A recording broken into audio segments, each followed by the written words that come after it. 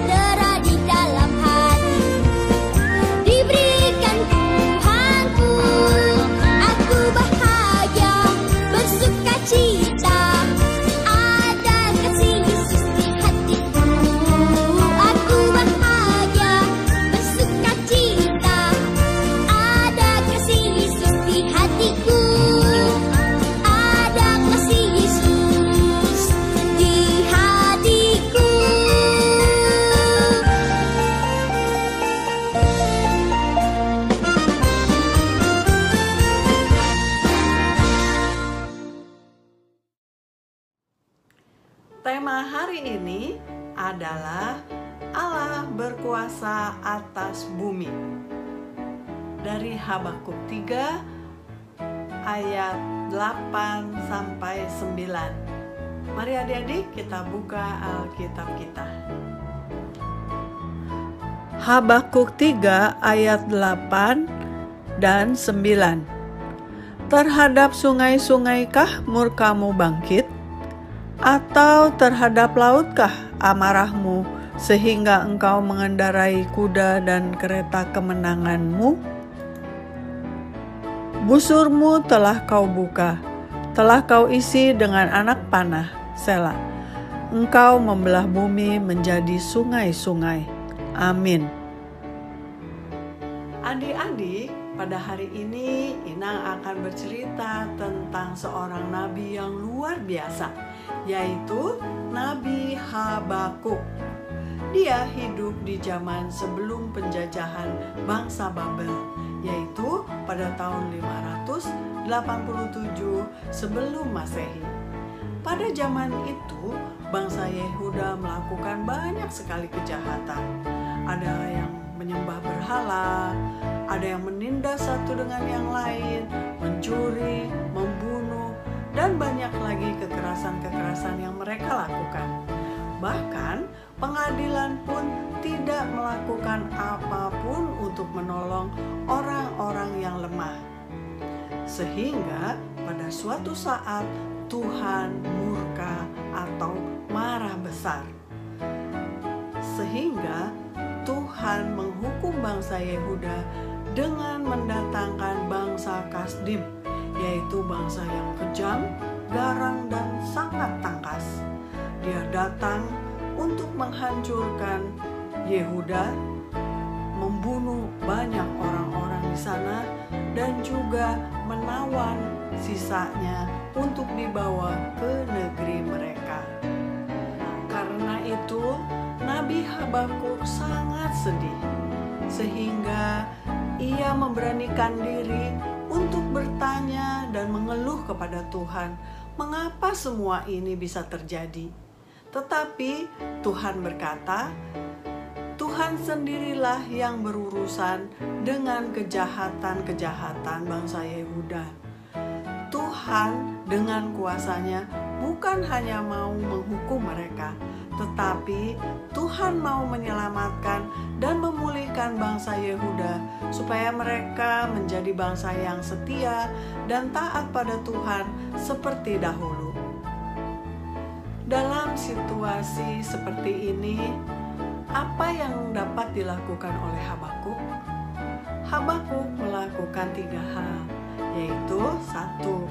Habakuk menghibur bangsanya yang sedang berputus asa dengan mengingatkan mereka bahwa Allah adalah pencipta bumi dan segala isinya, sehingga Allah mempunyai kuasa atas bumi ini, atas manusia, dan atas segala keadaan di dalam bumi ini. Sehingga bangsa Yehuda harus menaruh pengharapannya kepada Tuhan saja. Hanya kepada Tuhan yang mampu menyelamatkan dan memulihkan mereka. Yang kedua, Habakuk bernubuat bahwa bangsa Kasdim yang kejam dan sombong itu akan dihukum juga oleh Tuhan kalau mereka tidak bertobat. Yang ketiga yang dilakukan Habakuk adalah berdoa untuk bangsanya. Artinya, Habakuk memilih untuk tetap bergembira di tengah-tengah kesedihannya, karena ia selalu berpengharapan kepada Tuhan. Bahkan di tengah-tengah kesedihannya, ia membuat sebuah puisi yang tertulis di Habakuk 3 ayat 17 dan 18.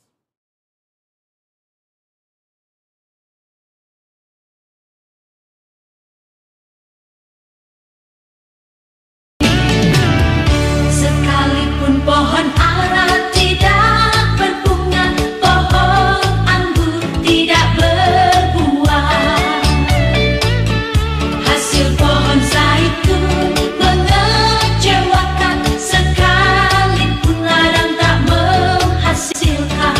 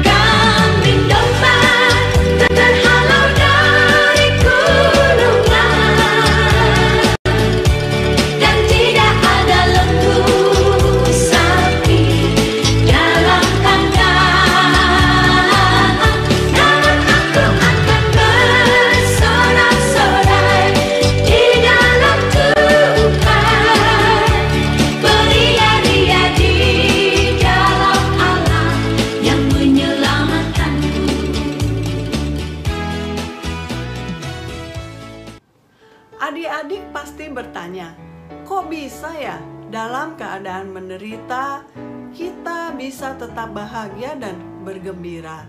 Apa sih rahasianya? Rahasianya adalah 1. Habakuk mempunyai iman yang luar biasa kepada Tuhan. Dia yakin Tuhan berkuasa atas bumi ini dan segala sesuatunya, termasuk berkuasa atas manusia, anak-anaknya. Dia yakin Tuhan berkuasa untuk mengubah situasi yang buruk menjadi situasi yang baik. Yang kedua, Habakuk tetap berdoa dan berseru kepada Tuhan. Ia yakin akan kebaikan Tuhan yang akan menolong dan menyelamatkan umatnya.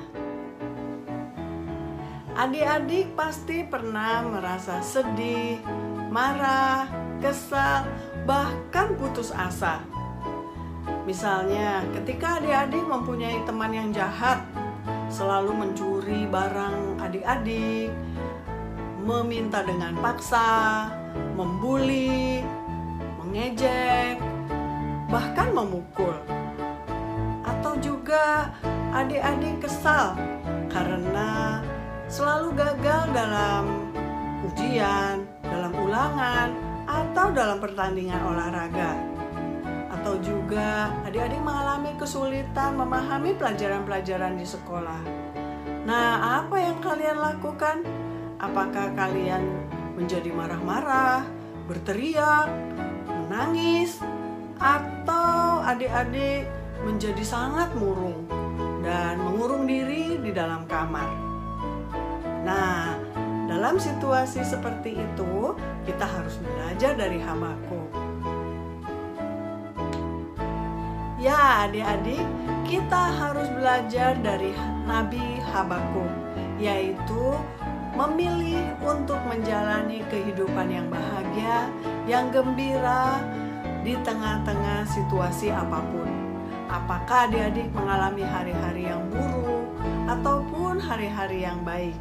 Tetap bersuka cita, karena adik-adik percaya akan janji Tuhan, percaya akan kebaikan Tuhan yang akan menyelamatkan kita, yang akan menolong kita. Tapi ada syaratnya adik-adik. Tuhan tidak menyukai perbuatan jahat, ketidaktaatan, dan dosa. Dia akan menghukum kita pada suatu saat dengan tujuan untuk menyelamatkan kita. Nah, karena itu adik-adik jangan nakal. Adik-adik harus taat dan setia kepada Tuhan, setia membaca firman Tuhan, setia beribadah, setia berdoa, dan selalu berbuat yang baik. Amin.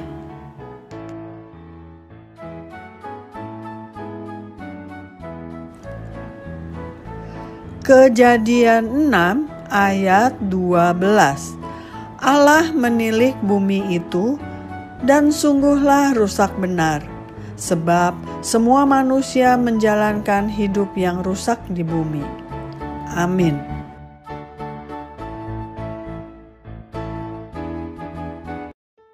Ibadah sekolah minggu kita sudah selesai. Kita akan menutupnya di dalam doa. Mari kita berdoa. Tuhan Yesus, terima kasih untuk kesempatan yang Tuhan berikan kepada kami. Kami sudah mendengarkan firman Tuhan. Biarlah Roh Kudus pimpin kami untuk kami bisa melakukan setiap firman yang kami dengarkan hari ini. Di dalam nama-Mu kami sudah berdoa dan mengucap syukur. Amin.